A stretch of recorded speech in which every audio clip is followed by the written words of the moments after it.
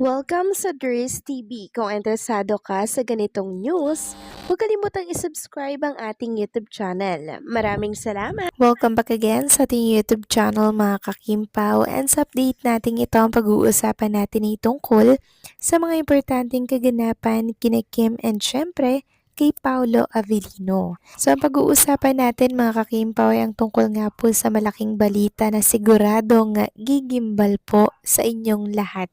Tungkol ito sa bagong blessing ni Trinita Princess na ikakagulat po ng lahat mga kakimpaw. Pero bago natin pag-usapan yan, maraming salamat muna sa inyong patuloy na pagsuporta at pagsubaybay sa mga daily update natin. Kaya naman bilang pasasalamat, narito po ang isang napili kong komento patungkol ito sa naging previous update. Mula ito kay Ginang Helen Santos, sabi niya dito, ako nga din inulit ko uli ang alibay ng una ko pang napanood yan, hindi ako nagsasawang ulitin. Kung uli, hindi ako nagsasawang ulit-ulitin yan. Lahat ng teleserye ni Kim at Paolo, pinapanood ko at kanilang mga pelikula. Ang ganda talaga, hindi ako nagsasawang paulit-ulitin ang kanilang mga palabas. Forever Kim Pao. Maraming salamat po sa inyo komento at pagsuporta kay Kim and Paolo Avellino at Ginang Helen Santos. Yes, tama po kayo dyan. Hindi nakakasawang ulit-ulitin ang mga naging teleserye or palabas ni Kim and Paolo Avellino. Kung baga lagi po tayong nananabik sa kanilang mga project and sa mga teleserye. Yun ay dahil sa husay nilang umarte and syempre sa ganda po ng istorya meron itong mga project ni Kim and Paolo. At ngayong November nga po ay meron na naman tayong dapat abangan, which is itong Kopino na talaga namang nakaka-excite. Kasi sa South Korea po i-shoot yung ibang eksena dito mga kakimpaw. Kaya puspusan po ang pag-iensayo and syempre training ni Chinita Princess ng Korean language para nang sa ganoon sa oras po na siya po ay isa lang sa mga eksena na meron pong salitang Korean language. Talaga naman pong very fluent si Chinita Princess. Kaya nga po siya ay abala every time na pagkatapos ng It's Showtime, rekta po siya sa training or sa pag-ensayo ng kanyang Korean language. So maraming salamat po sa inyo komento, Ginang Helen Santos. God bless po sa inyo and mabuhay kayo.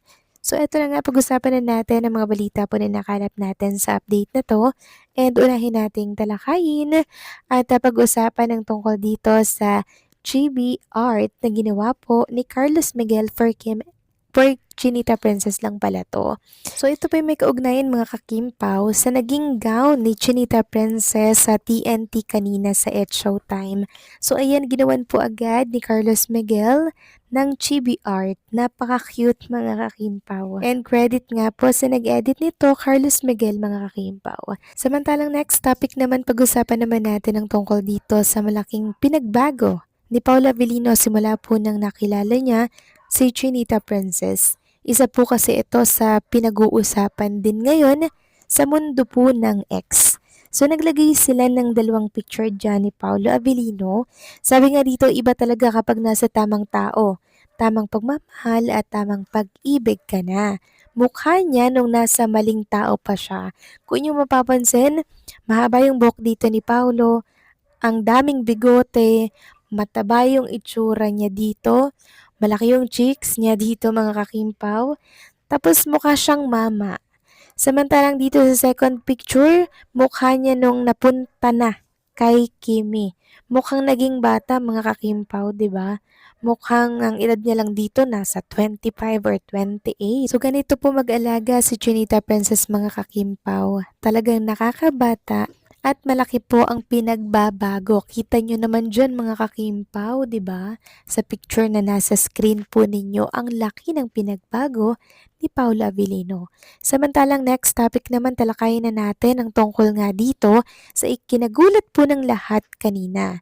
ang malaking announcement na blessings ni Chinita Princess. And kanina pa din po ito pinag-uusapan at pinagkakaguluhan ng mga Kimpaw fans. Ano ba yung blessings na yan? So ang blessings na to mga kakimpaw ay may kaugnayan po sa kanyang business na House of Little Bunny. So yung bagong pop-up store mga kakimpaw in Mindanao ay i-open na po by July 11, 2026. So ito po ay first ever pop-up store ha sa Mindanao mga kakimpaw.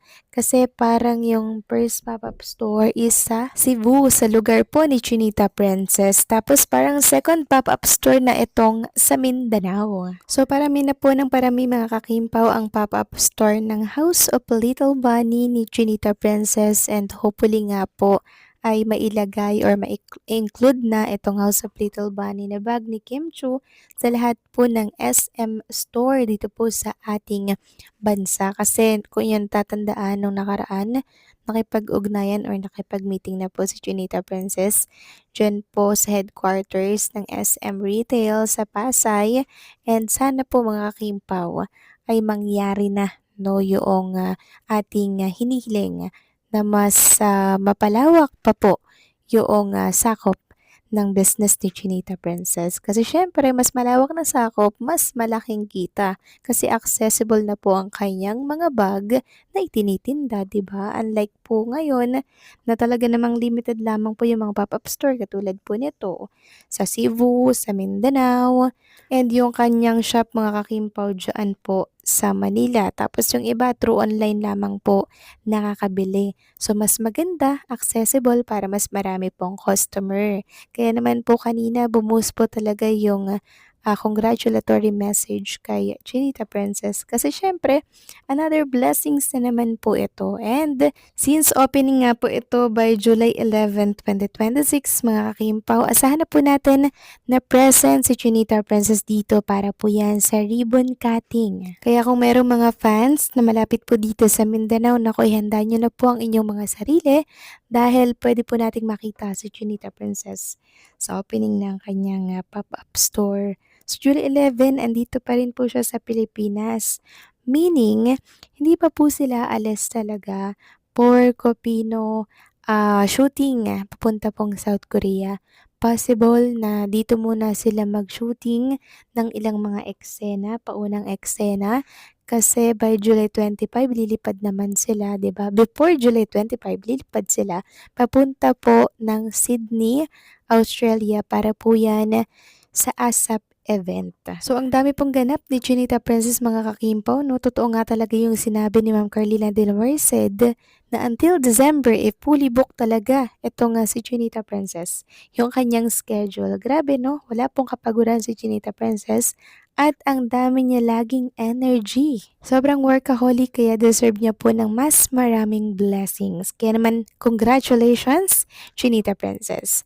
So, paano mga kimpaw? Hanggang dito na lamang pong update natin. Maraming salamat sa patuloy po na pagsuporta.